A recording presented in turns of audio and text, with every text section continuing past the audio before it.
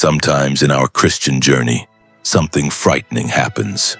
Not sin, not rebellion, not backsliding, just dryness. One day you wake up and the hunger is gone. Prayer feels empty, fasting feels pointless. Bible study feels like work. And the most confusing part? You don't know why. You still love God, but your emotions no longer cooperate with your deepest desire, to know Him and make Him known. This is where many believers panic. Some begin to doubt their salvation. Others start confessing sins they never committed, hoping something will lift the heaviness. But instead of relief, the sense of distance from God only intensifies.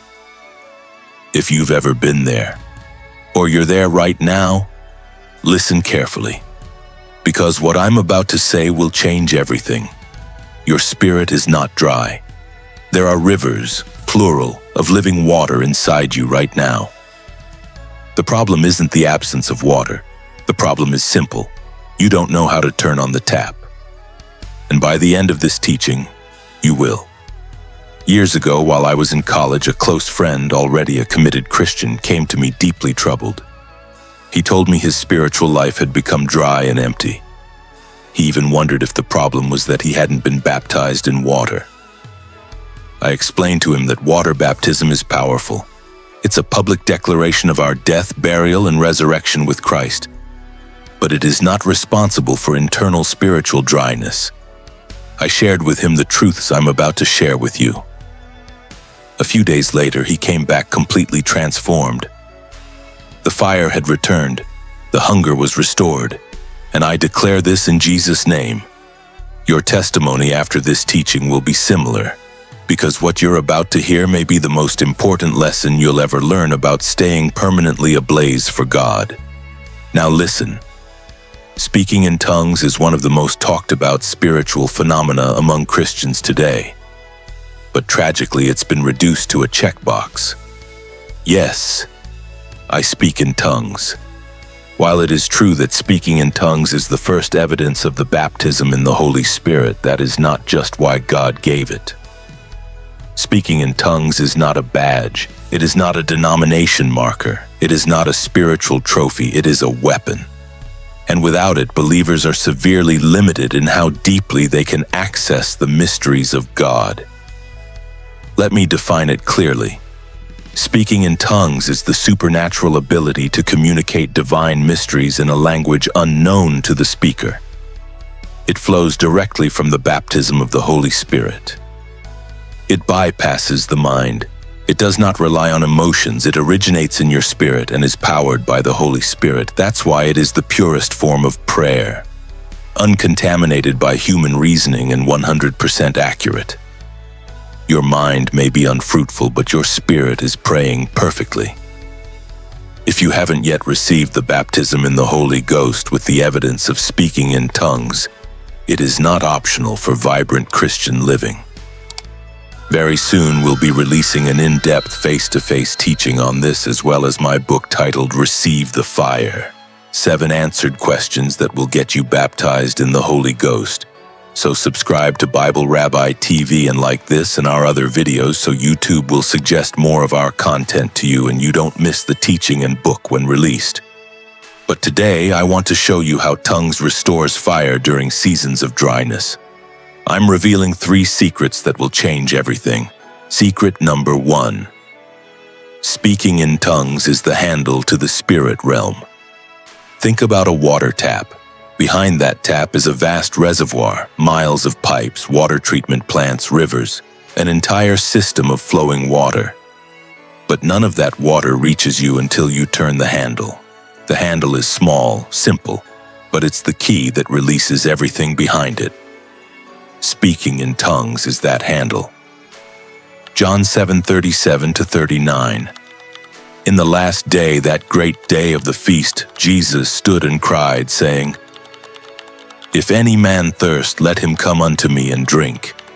He that believeth on me, as the scripture hath said, out of his belly shall flow rivers of living water. But this spake he of the Spirit, which they that believe on him should receive.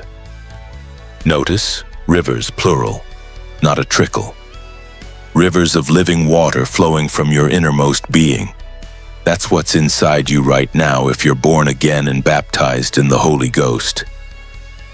The problem isn't that the water isn't there, the problem is the handle hasn't been turned. Here's what you must understand.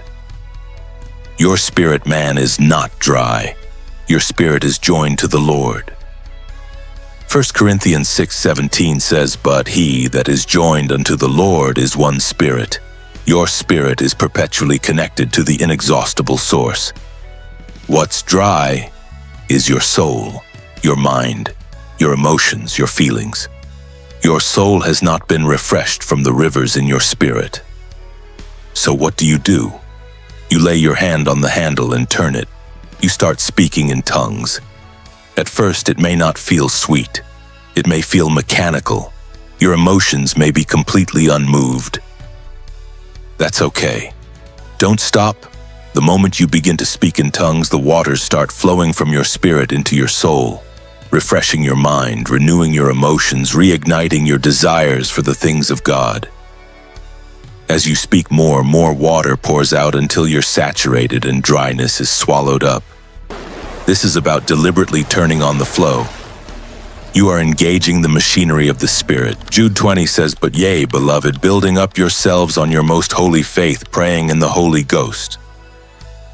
Every time you pray in tongues, you are building yourself up, edifying your inner man, drawing from the well within you. What starts as a trickle becomes a flood. You're not a beggar waiting for God to show up. You're a Holy Ghost carrier with rivers resident within you, dammed up and ready to flood your soul and flow to the world. The handle is in your hand. Turn it. Secret number 2. Keep muttering in tongues all day long. Most believers only pray in tongues during official prayer time. Fatal mistake. You can pray in tongues while cooking, driving, walking, waiting, while doing just about anything. Why? Because speaking in tongues does not require your mind. It is your spirit praying directly to and communicating with God. Your mind can handle daily tasks while your spirit is praying. When you're going through dryness, this becomes absolutely critical. Eat sparingly or fast outright if you can. But more than that, keep muttering to yourself in tongues all day long, because that ensures you're being refreshed by the Spirit continuously. Every moment you speak in tongues, you're pulling from the river, watering your soul with living water from your spirit, keeping the flow active rather than stagnant. Think about it. If you had a dying plant, you wouldn't water it once and leave it for another week. You'd water it consistently until it recovered. Your soul is the same. During seasons of dryness, it needs consistent, frequent watering, and tongues is how you deliver that water.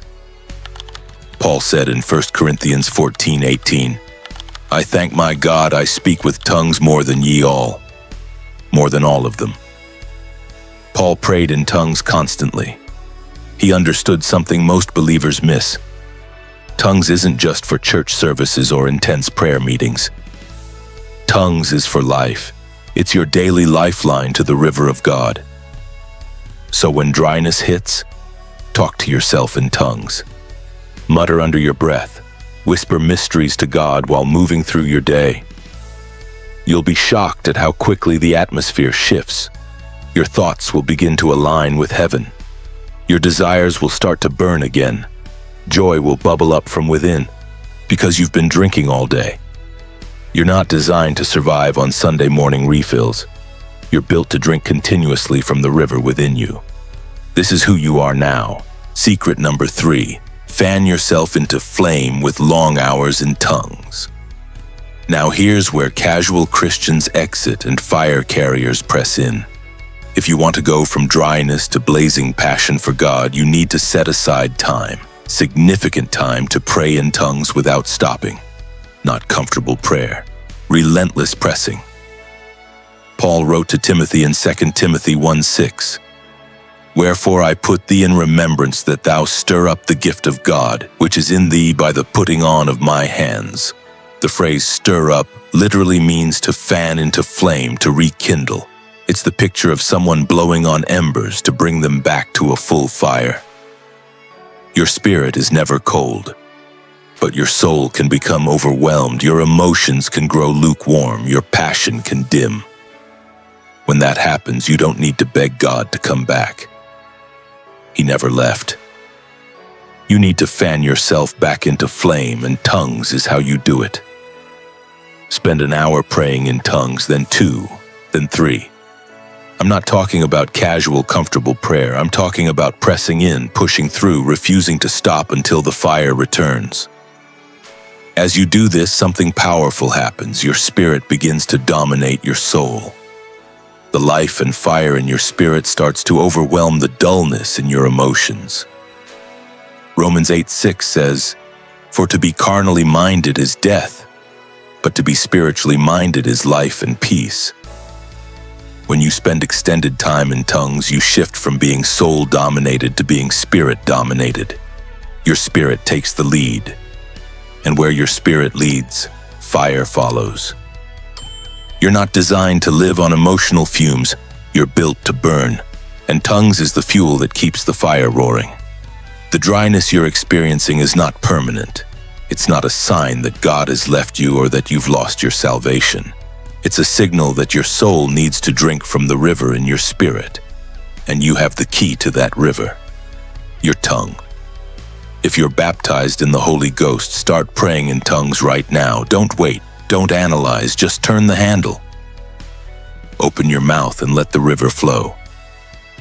Commit today to using this weapon. Mutter in tongues throughout your day. Set aside hours to fan your flame. Don't let another week go by with a dry soul when you have rivers inside you. Your fire will burn again, not because you worked up enough emotion or confessed enough sins, but because you engaged your spirit.